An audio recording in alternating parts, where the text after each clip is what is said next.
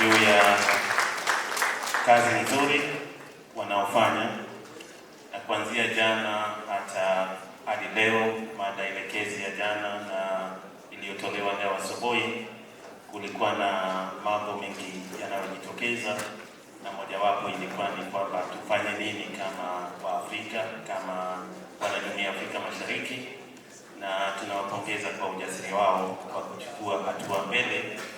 Na kwa mradi huu tunafanya kazi nao kama tumeanza mchakato, na nafikiri tukikutana tena mwaka ujao tutakuwa tumepiga hatua ambayo tena tutawasilisha kwenu tukijumuika tena mwaka ujao. Na kwa hivyo Power AI, asanteni sana, na tunatarajia kuendelea mbele na ushirikiano wenu pamoja na wadau wote ambao wako hapa ndani na watazidi kushirikiana nasi pia. Ningependa kutoa taarifa fupi kuhusu vile tutaendelea. Tumefika mchana, tumebaki na awamu ya dhuhuri leo na tufunge. Kwa hivyo hivi sasa tutaenda kwa mapumziko ya lunch, chamcha wanasema hivyo, chakula cha mchana. Tutakuwa na risali moja wanawa, baadaye tutakuwa na wasilishaji wa makala kwenye ukumbi huu Diamond na pia Centrelink. Kwa hivyo kama ungependa kwenda kwa Centrelink, ukumbi ulioko hapa karibu, uende huko moja kwa moja kutoka lunch. Ukipenda kuendelea kwa Diamond, uje hapa ndani. Tukimaliza kusikiza makala yatakayowasilishwa, tutakuwa hapa kwa kikao cha nchi wanachama wa Jumuiya ya Afrika Mashariki.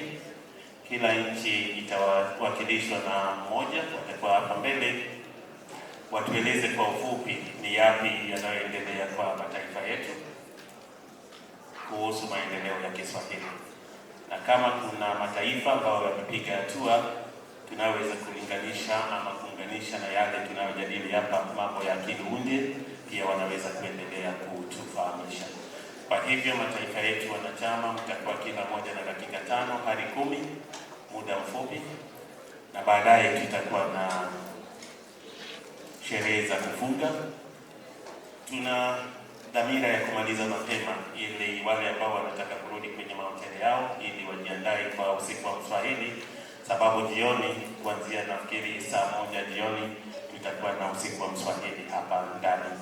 Kwa hivyo tunatarajia tumalizie kitu saa 10:30, kama tumezidi sana saa 11, ili mpate nafasi ya kwenda kujitayarisha kwa jioni. Kwa hivyo kwa wakati huu tutawanyike tuende kwa Mankuli, alafu tuende Centrelink ama Diamond kwa makala.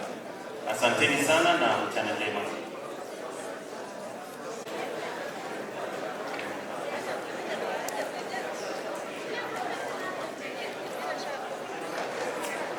Kama kawaida inabadilisha kwa kina uzalishaji, usambazaji na uhifadhi wa lugha. Kuna pengo la kidijiti linalotawaliwa na lugha zenye nguvu kama zenye nguvu za kimataifa kama Kiingereza na Kifaransa. Kiswahili na lugha nyingine za Kiafrika hazijawasilishwa kikamilifu katika mifumo ya akili unde. Hivyo kuna haja ya kubainisha mbinu za kuhifadhi lugha hizi. Malengo ya utafiti wangu, moja ni kubainisha mbinu zinazotumiwa kuhifadhi Kiswahili na lugha nyingine asilia kupitia mifumo ya akili unde. Pili, kuchunguza changamoto zinazokabili kuhifadhi wa lugha hizi. Tatu, kubainisha wadau wanaopaswa kushiriki katika uhifadhi wa lugha za Kiafrika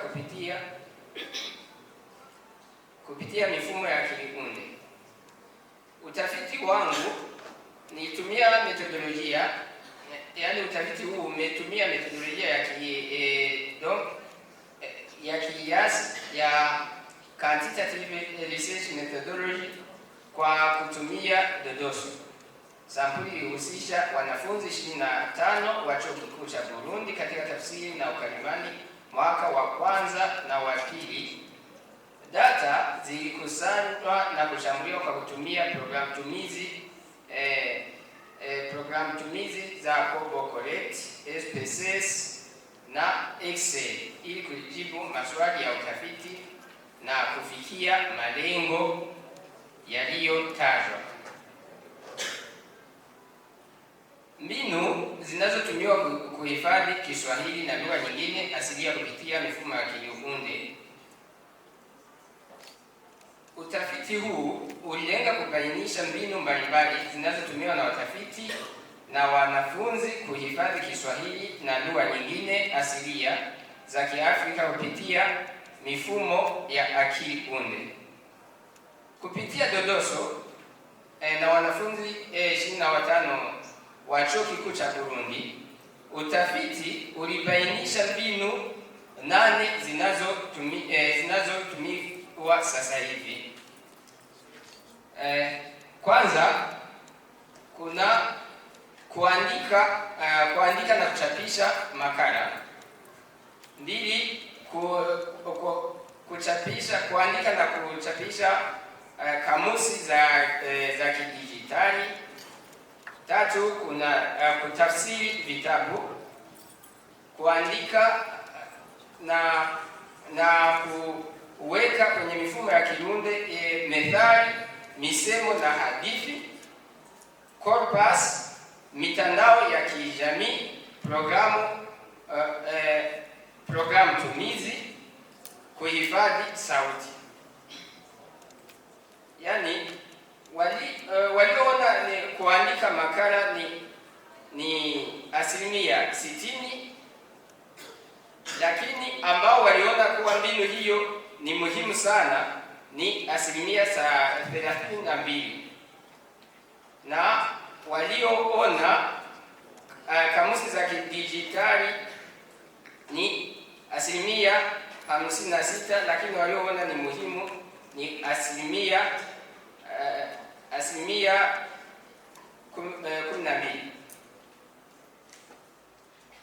Na tukijaribu kutazama data zilizokusanywa uandani, bado kuna utawala wa mbinu za maandishi kama kuandika makala ambayo ni 32%, kutafsiri vitabu ambayo 20%, na methali ambayo 20%.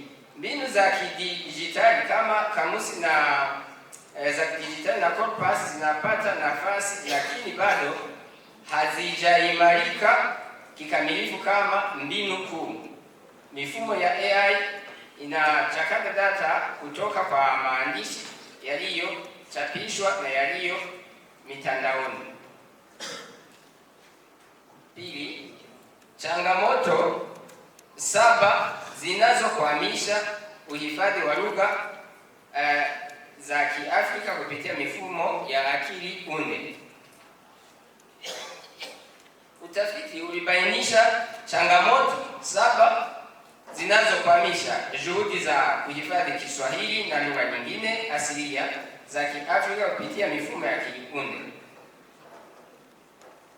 Kwanza, kuna uhaba wa wataalamu, ambapo wanafunzi 68% wanaona uhaba wa wataalamu ndiyo changamoto kubwa. Kuna data chache katika lugha ya Kiswahili na lugha nyingine za asili. 3, kutumia Kiswahili na lugha nyingine za Kiafrika mtandaoni. 4, kuna gharama kubwa ya internet. 5, akili unde kutotambua vizuri Kiswahili na lugha nyingine za Kiafrika. Kwa maana nyingine, kutowekeza kwa serikali na corpus chache.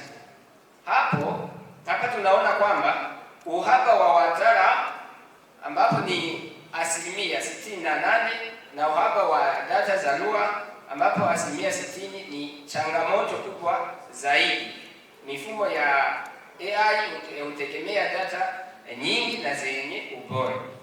Bila wataalamu wa isimu, teknolojia ya lugha na sayansi ya kompyuta, mifumo ya akili unde haiwezi kufanya kazi kwa ufanisi kwa lugha hizi kama alivyosema Bende.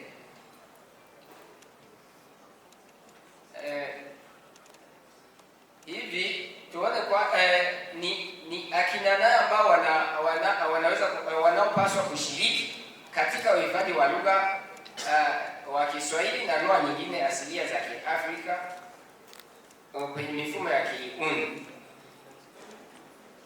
Kwa mujibu wa data, kuna kwa mara ya kwanza kuna serikali ambao 80% wanaona kuwa serikali ndio inaweza kuwa ya kwanza, serikali za Kiafrika ziwe za kwanza kuwekeza katika mifumo ya kiunde ili watumiaji iwe rahisi. Pili, kuna wataalamu wa lugha ambao ndio wanajua, wanafahamu mifumo mbalimbali ya lugha. Kuna vyuo vikuu ambavyo mara nyingi ndivyo vinawajibika na kuchapisha makala, vitabu na kadhalika. Kuna jamii ndio wanahusika na haya mambo yote ya mifumo ya kiunde. Pia kuna UNESCO, kampuni za AI ambazo ni lazima washirikiane ili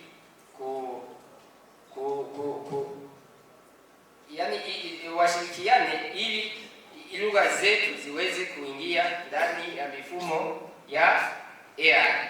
Washiriki wanaona uhifadhi wa lugha kama jukumu la pamoja, yaani ni jukumu la pamoja linalohitaji ushirikiano wa wadau mbalimbali. Serikali ina nafasi ya sera, ufadhili na miundombinu ya kidijitali. Wataalamu wa lugha na vyuo vikuu wana jukumu la kuzalisha rasilimali za kiisimu. Jamii ndio chanzo kikuu cha matumizi hai ya lugha. Hitimisho na mapendekezo. Hitimisho la utafiti. Mifumo ya akili unde ina nafasi kubwa katika uhifadhi wa Kiswahili na lugha nyingine asilia za Kiafrika, lakini mafanikio yake yanategemea uwepo wa rasilimali za lugha. Hapa namaanisha data, corpus, kamusi na kadhalika, ushirikiano wa wadau mbalimbali, sera madhubuti za lugha. Uhifadhi hauwezi kufanikiwa kwa nguvu ya teknolojia pekee, unahitaji mkabala jumuishi. Mapendekezo sasa. Kwanza, pendekezo la kwanza ni kwa serikali ziongeze uwekezaji katika sera za lugha na miundombinu ya kidijitali, wifi, internet na kadhalika. Pili, rasilimali imarishwe uzalishaji wa kamusi za kidijitali, corpus, tafsiri na maandiko ya kitaaluma. Tatu, mfumo wa elimu uimarishwe kusambaza Kiswahili na lugha za Kiafrika katika ngazi zote.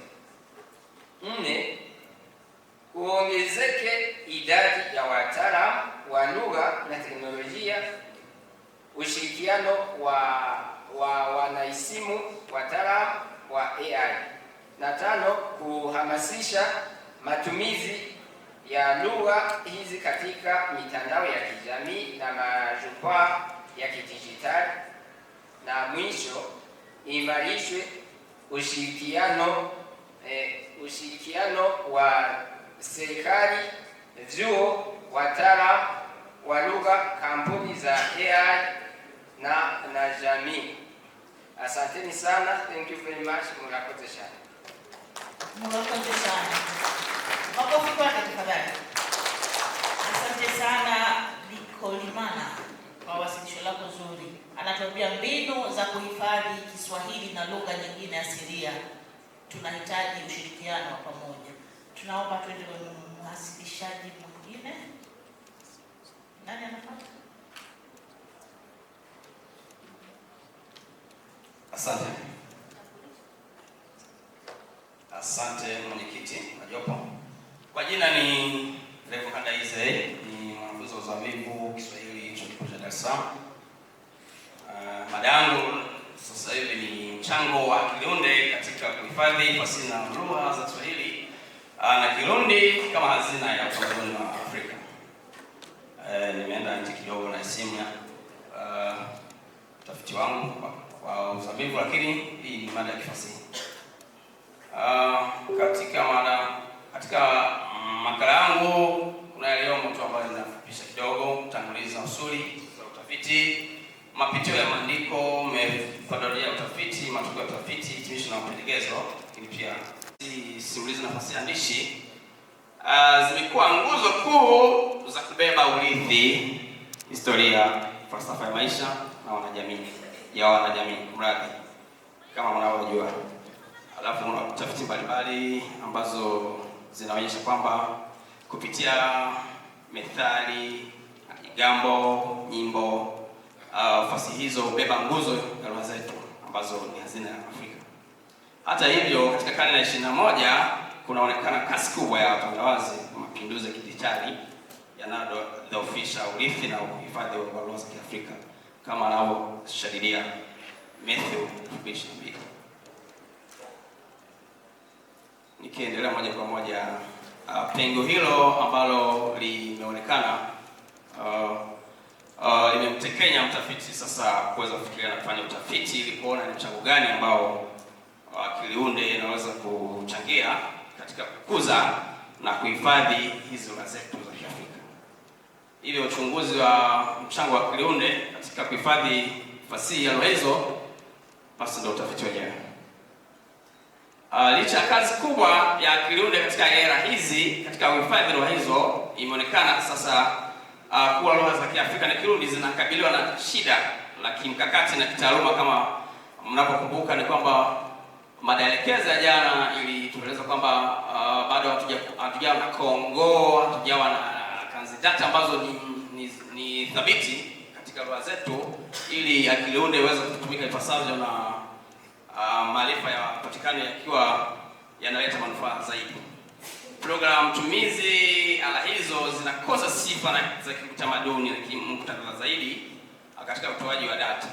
Jambo hilo ndio lilisukuma sasa kuweza kufanya utafiti katika makala hii. Mapitio ya maandiko ni kwamba kazi zilizopitiwa ni kazi ambazo zinaendana na mada husika, ambazo zinazungumzia kwamba data hazitoshi katika lugha hizi za Kiafrika, lugha zetu, ili kuwa na Kongo ambalo ni mwafaka zaidi na lenye manufaa. Nadharia ya utafiti iliyoongoza utafiti huu ni nadharia ambayo ni ya soko la kimazingira, ekolojia ya lugha, ambayo katika kimombo tunazungumza ecology of language, ambayo imeasisiwa na Einar Haugen na mwaka 1972 na kuendelezwa na Sekoko Mkwene 2001. Nadharia hii inadai kuwa lugha zinashindana katika soko la kijamii na kiuchumi, kwa maana kwamba lugha inahifadhiwa na wanajamii na inalindwa na wanajamii. Kwa hiyo wanajamii wasipokaa pamoja na kuweza kuisanifisha na kuunda msamiati mzuri, lugha haiwezi kuendelea, haiwezi kukua. Methodolojia ya utafiti iliyotumika ni kwanza, eneo ni vyuo vikuu viwili vya serikali ambapo ni chuo kikuu cha Burundi pamoja na chuo cha walimu cha Burundi, ambapo sampuli ilikuwa na walimu 12. Usampulishaji lengwa ndio ulitumika hasa katika kumlenga yule mwalimu ambaye ana tajriba angalau ya 5 katika ufundishaji. Mbinu za utafiti ni hojaji na usomaji matini, ambapo nadharia mbalimbali zilisomwa ili kuweza kuona wasemaje kuhusu Kilunde na mchango wake hasa katika fasihi. Mkabala wa utafiti ni wa kitamudi, ambapo kwa sababu ni maelezo na mitazamo ya watu, alafu matokeo yake ni kwamba yanaonyesha kwamba kuna ikiwa kuna kazi data ama kongoo thabiti ya lugha hizi za Kiafrika ambazo tulizonazo, tutaweza kupata utangazaji wa sanaa katika soko la kimataifa, ambapo mtaalamu Kinga anasema kwamba fursa hizi zikipatikana, data zinaweza kupatikana hata ukiwa mbali. Ukiwa mbali unaweza kupata data na bila kupoteza ladha yake ya asili. Lakini pia mfumo wa kubadili fasihi simulizi kwa andishi, kama mnavyojua kwamba sasa hivi akili unde unaweza kuzungumza kwa mdomo na inakuandikia moja kwa moja bila shida yote. Lakini pia ikiwepo maktaba ya kidijitali ambayo imehifadhiwa data zote ambazo zinahitajika katika hizo lugha zetu. Vile vile hiyo ni rasilimali ambayo popote pale ukiwepo, hata ukiwa Ulaya, basi unaweza kusoma fasihi yako unaelewa bila shida yote. Lakini pia unajua kwamba Kilunde inatusaidia katika ufundishaji wa mkondoni, inakuwa rahisi zaidi. Manake ili hii ya Kilunde kiboreshwa zaidi na tukawa na data ambazo ni thabiti, ambazo ni kuaminika, basi ufundishaji mkondoni utawezekana na kile tunachokifundisha kiwe ni kitu ambacho kimenyooka na kiko sawa. Lakini vile vile programu za tafsiri mashini kama daraja la kitaaluma. Unajua akili unde, hizi programu tumizi ambazo tunazozitumia zikiwa zina maarifa ama zina data ambazo ni za kuaminika, basi tafsiri tunapofanya tafsiri inakuwa ni tafsiri ambayo tunayoiamini, na vile vile tunaweza kusaidiwa.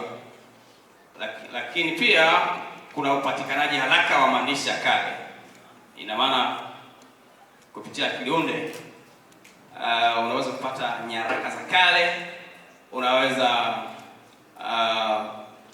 kujua zile nani, hata ukitaka, ikiwa ni hotuba, ikiwa ni nyimbo za kujigamba, ikiwa ni nini, moja kwa moja unapata, na unazipata katika maarifa ama katika lugha ambayo msanifu sio potofu. Lakini vile vile udhibiti wa maudhui ya kazi hii kazi, makala yangu hapa iliona kwamba fasihi simulizi na andishi za Kiswahili na Kirundi si tu urithi wa kitaifa, lakini vile vile ni sehemu ya hazina kubwa ya utamaduni na historia ya bara la Afrika. Vile vile tunaweza kuhitimisha tukisema kwamba hadi sasa matumizi ya Kilunde katika kuhifadhi fasihi ya Kiswahili vile vile na Kirundi yamo katika hatua za mwanzo, lakini yenye matumaini makubwa. Ina maana kama nilivyosema awali kwamba bado hatujawa na kongoo ambayo ni ya kuamini, kwa sababu bado wataalamu wana kazi na kuweza kusafisha kile ambacho tunakipata kwenye mtandao ili akili unde iweze kufanya kazi yake. Hata hivyo, changamoto kubwa iliyopo kwa sasa ni uhaba wa data kama alivyozungumza. Mapendekezo ni ushirikiano wa kitaaluma baina ya wanataaluma, wanasimu Kiswahili, wanafasihi. Yaani wakiwepo pamoja, basi wanaweza kufanya moja mbili tatu, alafu data zinapatikana zikiwa za kuamini. Lakini vile vile ushirikishwaji wa jamii katika kufanya hii kazi data ama hii kongoo lazima tushirikishe mwanajamii, kwa sababu mwanajamii ndiye mwanalugha. Tunamshirikisha katika kuunda ule msamiati, hasa hao wazee wa busara ambao ukitaka kuuliza ile jambo la kale hasa anaweza kukupa mwongozo, na yeye inabidi tumshirikishe mbali na nini na mbinu ambazo tunazotumia katika kuunda huo msamiati. Lakini vile vile uhifadhi wa miradi ya kuandaa data ni mwafaka. Ufadhili kumradi, ina maana hizi kazi tunazozifanya zikifadhiliwa vizuri ipasavyo, basi tunaweza kupata data mwafaka na kwa wakati mwafaka. Anakukumbusha kwamba fasihi nne. Tafadhali naomba maswali, maoni, ukiandika basi sema ni maswali. Ikengurukiye Claudia no kwanda ikengurukiye Gorodiano ili iweze kusikika vizuri. Ni mwenyeji wa hapa Burundi. Naenda kuchokoza makala kwa sababu mengi yameshasemwa, ambayo inasema mapinduzi ya kiteknolojia kama vile akili unde kama zana ya kimkakati ya kuhifadhi Kiswahili na lugha nyingine za Kiafrika. Mpangilio wa makala kuna utangulizi, nadharia ya utafiti, mbinu za utafiti, matokeo ya utafiti, na mwisho hitimisho na mapendekezo. Lugha ya Kiswahili inaendelea kupiga hatua za ukuaji na uenyaji katika pande mbalimbali duniani kote, na Kiswahili kimekuwa moja kati ya lugha kuu zenye wazungumzaji wengi ulimwenguni, aliandika Daktari Jilala mwaka 2024.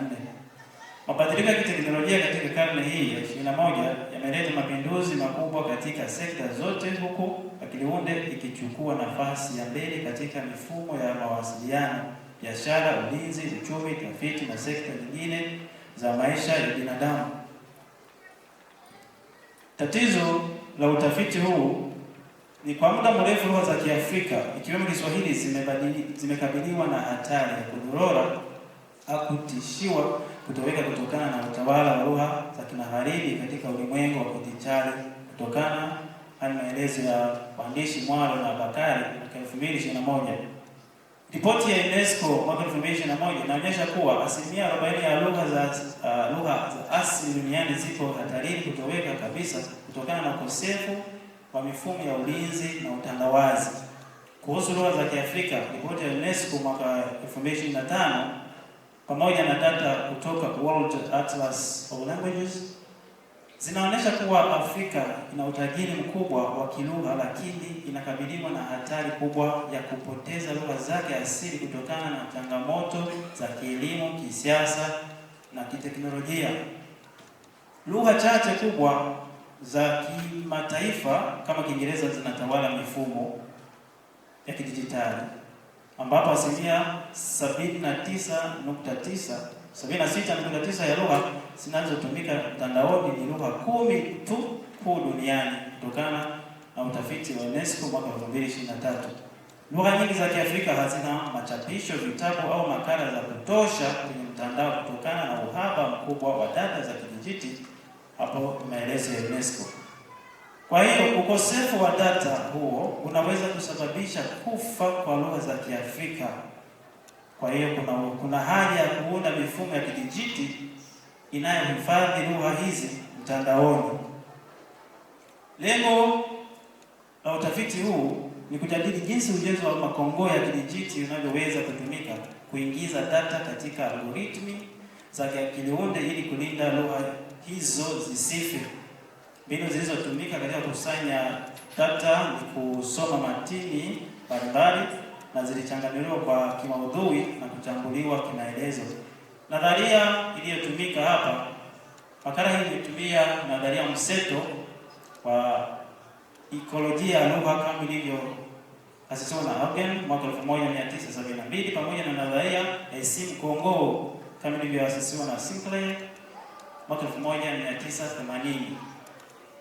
Nadharia ya ekolojia ina misingi mitatu. Msingi wa kwanza ni mazingira ya kilugha, ambayo ni mazingira ya kisaikolojia ambao ni mwingiliano wake na lugha nyingine akilini mwa mzungumzaji, na mazingira ya kijamii ambapo ni mwingiliano wake na jamii inayowasilisha. Msingi wa anuwai wa kilugha, ambapo ni kama vile mazingira ya asili yanavyohitaji viumbe wa aina mbalimbali ili kuwa na usawa. Jamii nayo inahitaji uanuwai wa lugha ili kulinda utajiri wa kitamaduni. Msingi wa lugha zilizo hatari kupotea ni jinsi lugha kubwa na zenye nguvu zinavyoathiri na kumeza lugha ndogo za asili, sawa na namna mwingiliano unavyoangamiza viumbe wengine kwenye mfumo wa kiikolojia. Na msingi wa mabadiliko ya kilugha, mbinu za utafiti.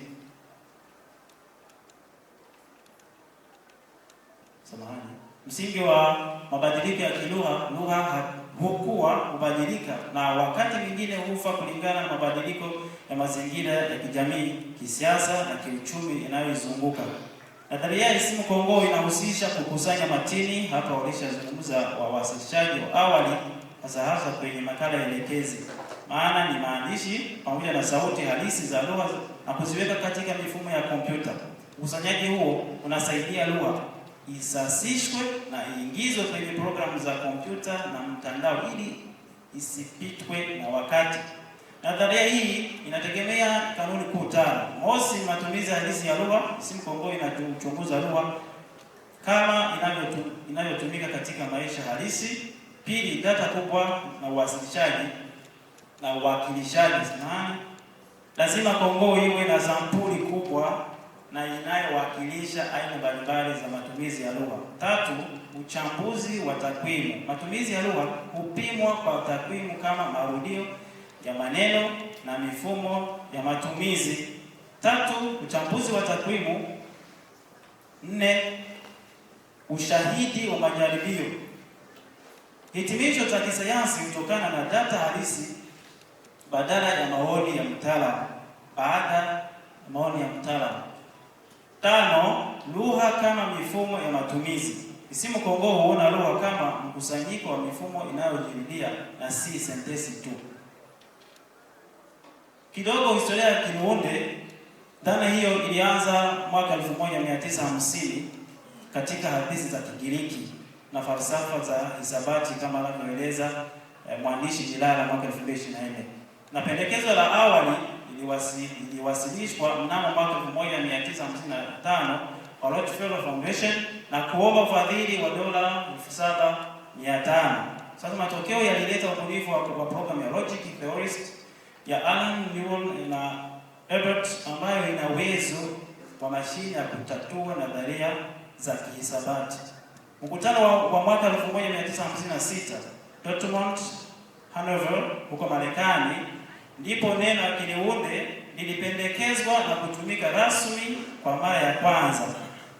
Ufadhili wa mwaka 1960 kuhusu programu za mwanzo zilipatikana na Joseph Wayne Brown. Alitengeneza ELIZA mwaka 1966, mashine inayoiga mazungumzo, chatbot ya kwanza. Mwaka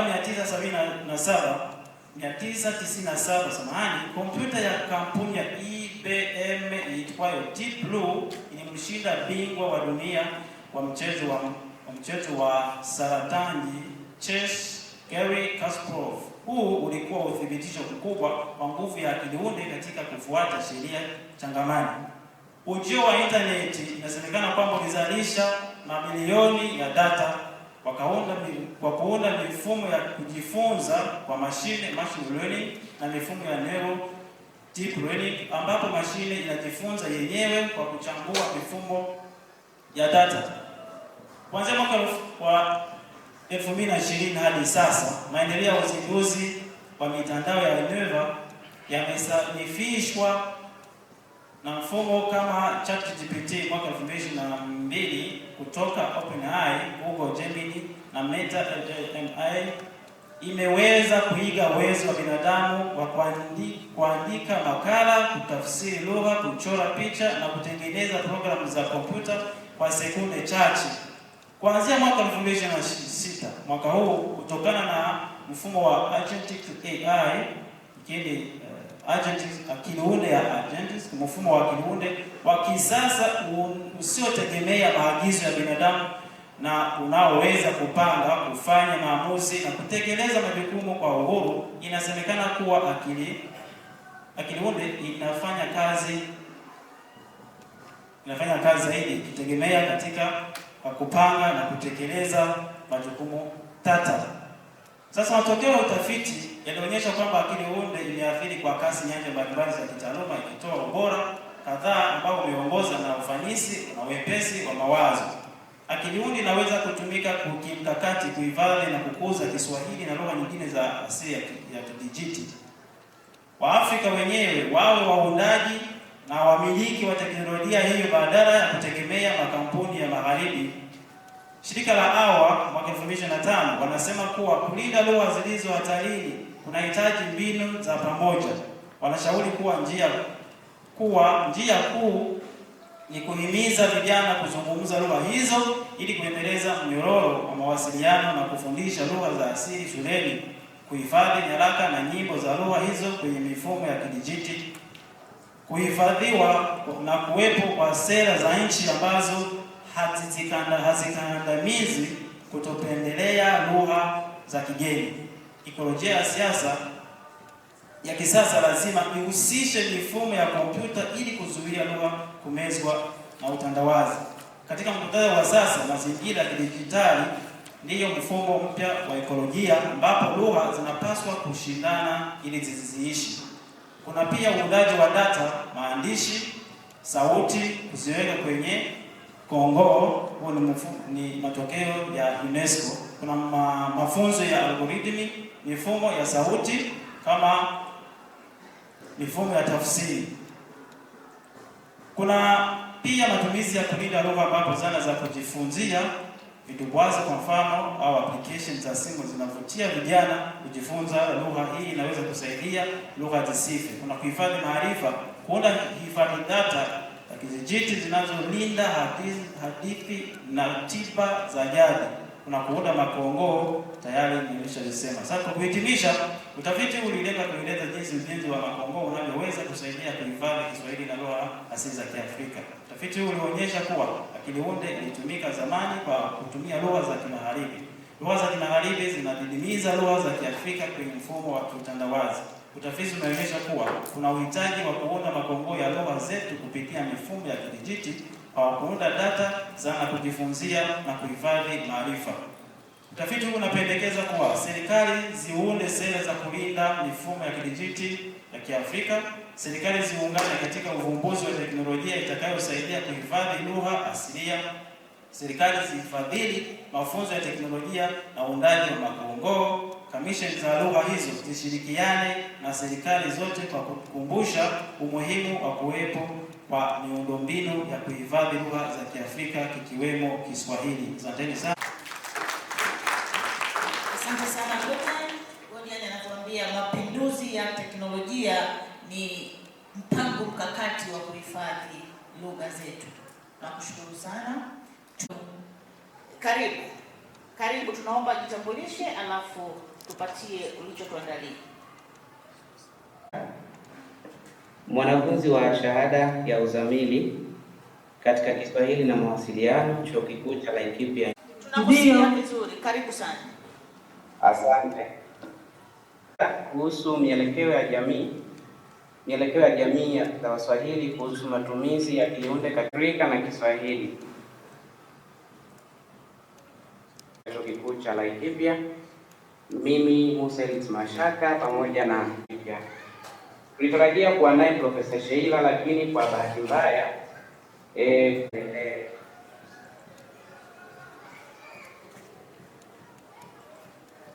kuhusu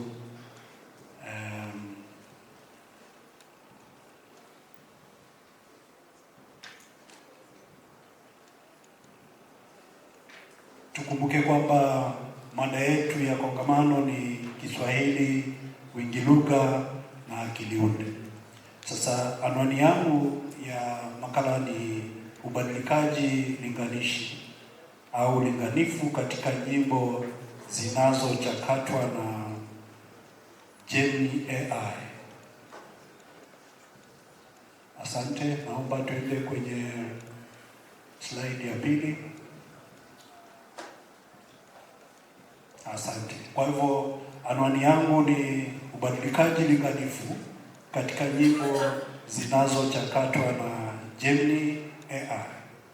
Nitatumia mfano wa wimbo wa Afrika Mashariki katika kuonyesha namna ambavyo tunatumia AI katika kuibuka na fasihi simulizi kutokana na ile ya zamani. Slide inayofuata, kwamba ni vizuri tujikumbushe kwamba akili unde na fasihi simulizi ambayo sasa hivi tunatumia fasihi pepe ina uhusiano mkubwa. Kwa hivyo makala hii inahusu uchambuzi wa wimbo wa Afrika Mashariki ambao utachakatwa upya. Yaani tunatumia wimbo uliopo, tunatumia akili unde katika kuibuka na wimbo ulioboreshwa. Na hii ni kwa sababu fasihi simulizi imepigwa jeki na masuala ya akili unde kupitia kwa majukwaa mbalimbali.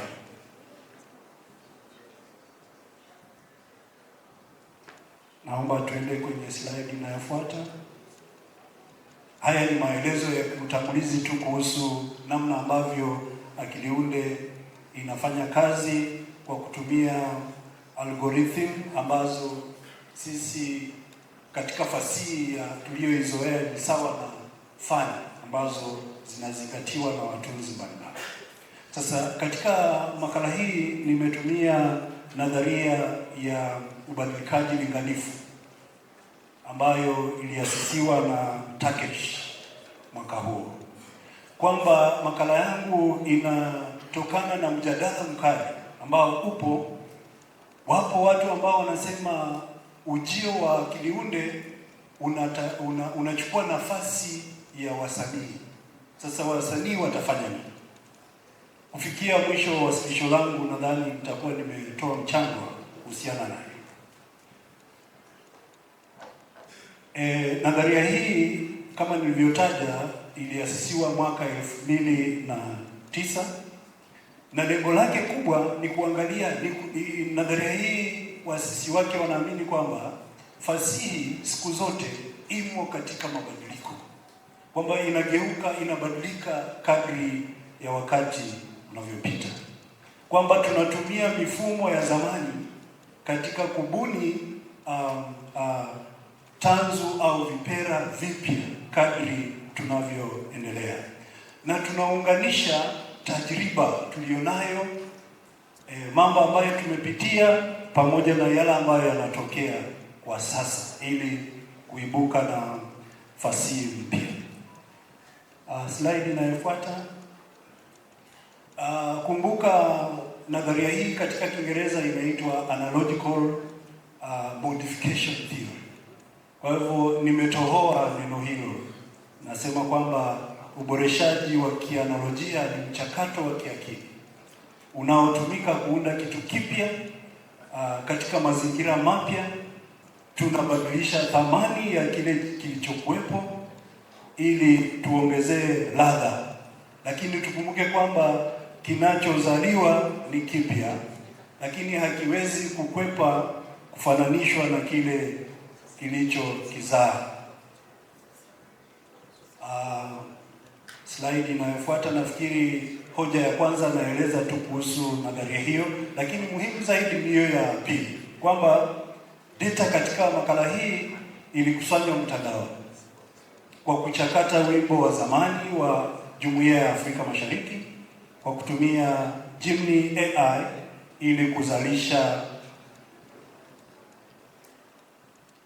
ili kuzalisha wimbo mpya. Kwamba kupitia kwa makala hii tunataka kuelewa kama je, wasanii wale asilia wanafifia ama wanaboreshwa. Slide inayofuata. Sasa Akiliunde nimeipa kazi, nikaiambia buni wimbo mpya wa Jumuiya ya Afrika Mashariki, lakini uongeze mambo mawili.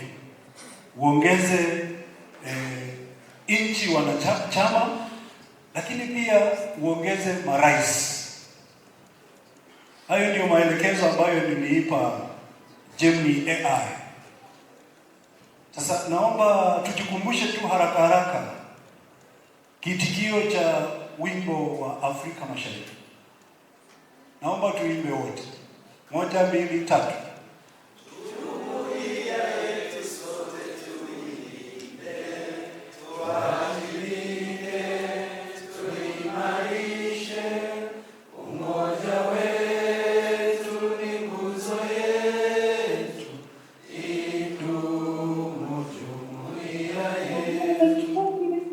Sasa baada ya kumpatia Akiliunde wimbo huo mzima, sasa nikaipa maelekezo. Stanza slide inayofuata. Sasa Akiliunde ikanitungia stanza ya 4 ambayo inahusu nchi wanachama. Kisoma pale mtaona imeorodhesha nchi ambazo ni mwanachama Jumuiya ya Afrika Mashariki. Slide inayofuata. Kisha nikapata stanza ya 5 kwa sababu niliambia taja marais. Sasa imenitungia stanza hii ambayo pia ina mishororo 4. Slide inayofuata. Sasa utagundua kwamba hizo stanza 2 ambazo zimetungwa na AI kuna mambo fulani ambayo yamedumishwa. Kwanza ni muundo wa wimbo, kwamba haijaondoa stanza za 3 za mwanzo pamoja na kiitikio, lakini pia stanza zilizoundwa mpya 2 zinazingatia ule muundo uliokuwepo, ili kuhakikisha kwamba, kwa sababu kumbuka huu ni wimbo, kuhakikisha kwamba kuna ule uimbikaji. Pili, imedumisha dhamira kuu ya wimbo wetu wa Jumuiya ya Afrika Mashariki, kwamba tunasisitiza uvumbuzi, amani, umoja, uzalendo, utamaduni na maendeleo ndani ya hizo beti 2. 3, hatujaona Akiliunde ikichanganya lugha, imetumia Kiswahili sanifu, kwa sababu ndiyo kaida ya nyimbo za taifa. Alafu mwisho imedumisha kiwakilishi cha nafsi ya 3 wingi, yaani tunaongea kuhusu sisi sote. Kwa hivyo haijabadilisha mambo haya. Slide inayofuata. Lakini pia kuna mambo kadhaa ambayo Gemini AI imebadilisha, lakini katika ubunifu wa hali ya juu. Kwanza kwa kuhakikisha kwamba beti za kwanza 3 zinaorodhesha dhamira bila kutaja nchi mahususi, lakini sisi katika ubeti wa 4 tunataja, na inataja nchi hizo. Kwanza inaanza na nchi zilizojiunga kwanza, alafu inapanga nchi zingine zilizojiunga baadaye hadi kitindamimba.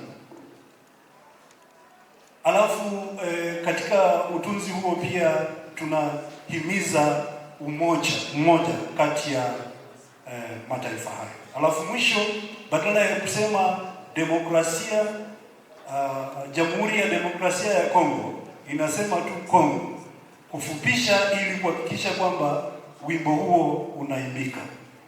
Slide ya mwisho. Sio ya mwisho.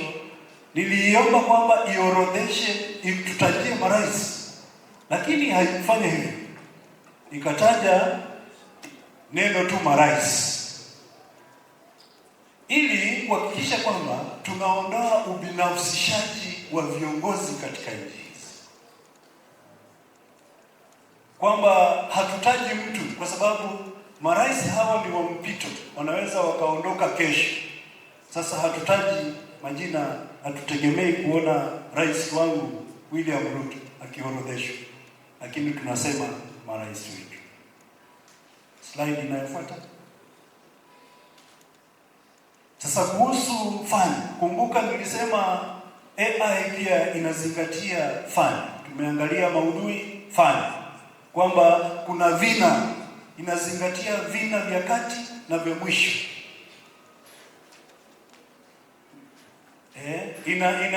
Inapanga zile nchi kulingana na vina vyake vya mwisho vinatokea wapi.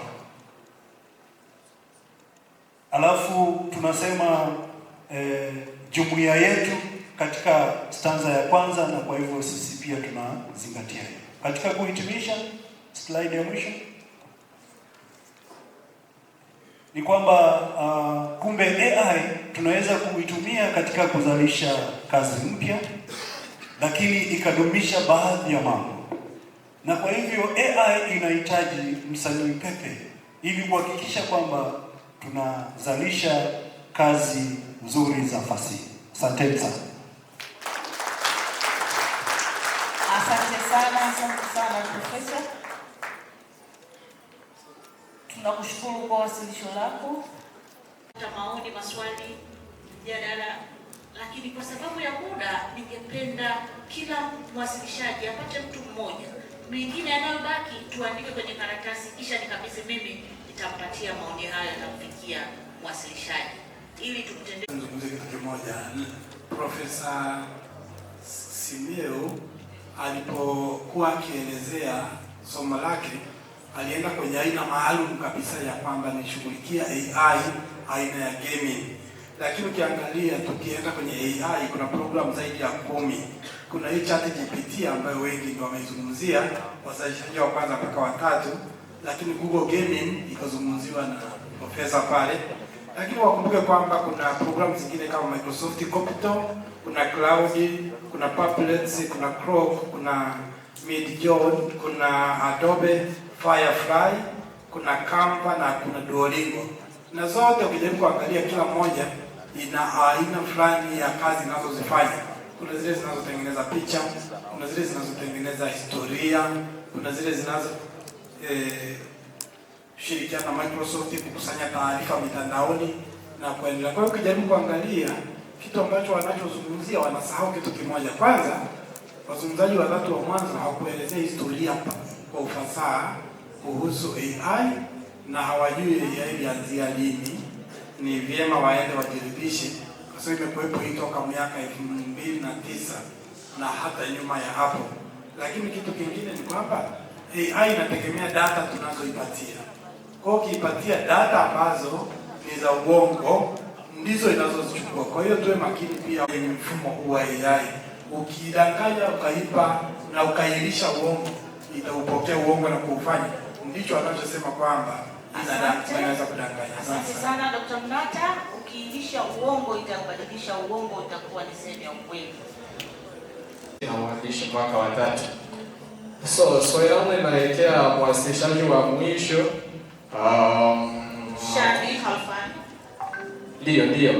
Kulingana na vile amekuja kuwasilisha, ametuambia kwamba alitumia akili unde 2, kwa mfano ChatGPT na Meta AI. Lakini ukiangalia ChatGPT unaona kuna muda ambao una data nyingi za Kiswahili kuliko AI. Nataka swali langu ninataka anifahamishe jinsi ChatGPT ina data nyingi, lakini AI haina data. Tufanye kitu kipi? Asante sana. Asante sana. Uongozi, mchungaji, ni swali fupi tu kuhusu kwa profesa ambaye ametokea Kibabi. Ni moja tu yani maoni. Mheshimiwa, ningelipenda uweze kutujulisha, kutufahamisha au wimbo ule ambao tayari AI imeunda mpya. Ni hilo tu. Maana tumeimba lakini haukutuonyesha ni kitu gani na sauti ya wimbo. Ingelikuwa ni vema. Asante sana. Lakini kama aliyetangulia kusema, mimi nimekuwa na dukuduku wakati alikuwa anawasilisha, nimekuwa na swali kuhusu marais, kwa sababu alisema ameongeza marais lakini majina ya kutokea hilo ameshajibu. Changamoto nimeona kuhusu nchi ya Kongo, maana anasema tuondoe demokrasia, lakini tunakuta nchi Kongo ni mbili, na kuna moja iko kwenye Jumuiya ya Afrika Mashariki, nyingine inaonekana kama bado haijaingia. Kama alivyosema sasa hivi aliyemaliza, je, ule wimbo kulingana na namna ulitungwa, ametuelezea kuwa vina, mizani vimefuatishwa. Tukiangalia ni kwa vile ameshaondoa ubeti wa 4, nimejaribu kuimba nikakwama njiani nikifuatisha ile sauti ya ule wimbo wote wa kawaida. Ubeti wa 4 mimi nimekwama, sijui kama alivyouliza mwenzake, labda tuupitie tuangalie. Na wa mwisho nimesema kuhusu nchi ya Kongo, tunaona kama tuna nchi mbili, sijui atatusaidia kufafanua. Asante. Asante sana, tunakushukuru. Tunaomba cha kusema kuhusu aliyezungumzia wawasilishaji watatu wa kwanza. Umepokea maoni yake, lakini ninachoweza kuzungumzia, alisema tuzungumuze kwa kina, lakini kutokana na muda, kwa sababu muda umeyoyoma, ndio maana tulisema kwa machache, hatukuingia ndani. Kwa upande wangu ni hiyo ambayo ninaweza kuisema. Asante. Asante sana mwasilishaji kwa majibu yako. Hata nimeona jirani yangu anasema anautaka ule wimbo mpya upo, lakini sio kwamba ni wimbo mpya wa kudumu wa Jumuiya ya Afrika Mashariki. Hata wewe ukiwa hapo, iambie tu AI, tunga wimbo mpya kwa kuzingatia hiki na hiki na hiki, itakutungia, na ukitaka mahali yanapatikana. Lakini kuhusu vina na mizani ni kwamba AI haiwezi kutekeleza hayo kikamilifu. Ndio maana nilisema mwishoni kwamba tunahitaji msanii pepe aisaidie kuhakikisha kwamba hilo. Asante sana. Tunahitaji msanii pepe. Naomba. Asante sana daktari, na nafikiri sasa sitaingilia ratiba. Kwanza ninatoa shukrani za dhati kwa washiriki wote wa kongamano hili. Ninatoa shukrani za dhati kwa mjadala ambao mmeuendeleza hapa, ambao nafikiri huu ni mwanzo wa mjadala huu ambao tunatakiwa kuendeleza ili tuweze kuangalia ni kwa namna gani tunaweza kukuza lugha yetu ya Kiswahili katika mazingira ya lugha au ya wingi lugha kwa kutumia akili mnemba. Na ninatoa shukrani za dhati kwa serikali ya Jamhuri ya Burundi kupitia Katibu Mkuu Wizara ya Jumuiya ya Afrika Mashariki, Katibu Mkuu Wizara ya Vijana, Utamaduni na Michezo kwa kuwa nasi katika mjadala huu kuanzia mwanzo mpaka sasa hivi. Naomba niseme kwamba mjadala bado unaendelea, kwa sababu tutakuwa na kipindi maalum ambacho ningependa tusikose tutakapokuwa na usiku wa Kiswahili. tunataka kuwasikiliza viongozi wetu kutoka nchi wetu wanachama wanasema nini kuhusu Akiliunde. Naomba tusikose, tusichoke. Kwanza tunaomba radhi kwa kuwachelewesha kupata chakula cha mchana, ni kwa sababu chakula cha hapa pia kilikuwa kitamu, tukaona kwamba ni itakuwa changamoto kukosa pande zote, lakini tunaomba radhi na tutafidia, labda tutakuwa na awamu mbili ili tuweze kufidia wakati huo. Asanteni sana, na hayo machache naomba nimkaribishe katibu mkuu atoe neno la mwisho ili tuweze kutoka hapa. Asanteni. Asante sana, tupige makofi Mheshimiwa Katibu Mkuu wa EACP Wizara ya Afrika Mashariki. Naambiwa kwamba moja kwa moja Mheshimiwa Katibu Mkuu Wizara ya Michezo, Vijana na Utamaduni moja kwa moja atoe neno la mwisho. Katibu Mtendaji Kamisheni ya Kiswahili Afrika Mashariki, Mheshimiwa Katibu Mkuu Wizara ya Mambo ya Nje na Mafao ya Afrika Mashariki, kwa niaba ya waziri mwenye dhamana ya utamaduni, awali tunashukuru kwa sababu kongamano limeenda vizuri, pamoja na changamoto ambazo zinaweza kujitokeza, tusamehe kwa hilo, lakini kwa zaidi tunashukuru kwa wageni ambao wamekuja, na mada zilikuwa ni mada za kitafiti, mada zilizobobea, na ni mada ambazo zilikuwa na utafiti wa hali ya juu. Zaidi niseme asante sana, na tuwakaribishe katika usiku wa Mswahili ambao utaanza saa 12 kamili ili tuweze kuendeleza. Mheshimiwa Katibu Mkuu na Mheshimiwa Katibu Mtendaji, tunashukuru kwamba waliokuwepo hapa wa kweli walikuwa ni wataalamu, na mada iliyokuwa ikijadiliwa na kauli mbiu ilikuwa ni kauli ya kitaalamu. Kwa maneno hayo ni ukaribishe Katibu Mkuu Mafao ya Afrika Mashariki kwa ajili ya shukrani na kufunga. Asante sana. Asante, makofi kwa Mheshimiwa Katibu Mtendaji. Asante sana Katibu Mkuu wa mambo ya tamaduni.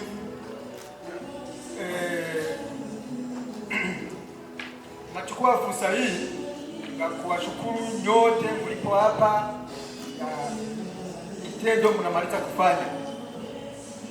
Tunafurahia hii kwa sababu tumeona kwamba kila mtu ametia effort kuhusu hii kitu, hii activity iendeke vizuri, na hiyo ni kitu inatufurahisha sana. Kwa serikali ya Burundi tunafurahi kuwa tumepokea hii kikao huku Burundi, na ni kikao kilikuwa muhimu sana, sio tu kwa Burundi au kwa Afrika Mashariki, ni kikao kilikuwa muhimu sana kwa dunia yote, kwa sababu hii kitu tulikuwa tunaangalia hapa sote ni kitu muhimu kwa duniani, ni kitu inasaidia, ni kitu ambacho hatuwezi kwenda hatuwezi kuavoid. Sasa tunachukua fursa hii ya kuwashukuru sana na kitendo mnamaliza kufanya, na kuwatakia muendelee na programu nyingine ambayo tutafuatilia, mkiwa na utulivu, mkiwa na amani, na mkiwa na amani.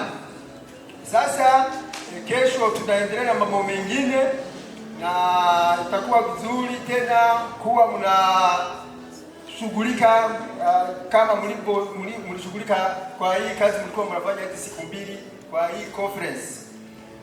Na sina mengi ya kusema, ni kwa kuwashukuru sana na kusema hii kikao, hii conference tunafungia hapa na tuendelee na mambo mengine. Asanteni sana. Makofi na vigelegele. Nisikie tuta vigelegele shangwe huko nyuma kwa wanafunzi. Makofi hayatoshi. Nisikie masikio na vigelegele huko nyuma. Haya, asante sana. Labda sasa kwa mdao mpe kula. Tangazo la pili, usiku wa Mswahili saa 12. Usiku wa Mswahili saa 12. Usikose. Tangazo la tatu, Wale wenye mialiko rasmi ambao pewa mwaliko, baada ya chakula utamwona Madam Clarette mkiongozwa na Mwalimu Pascal, huyu hapa. Kama umepewa mwaliko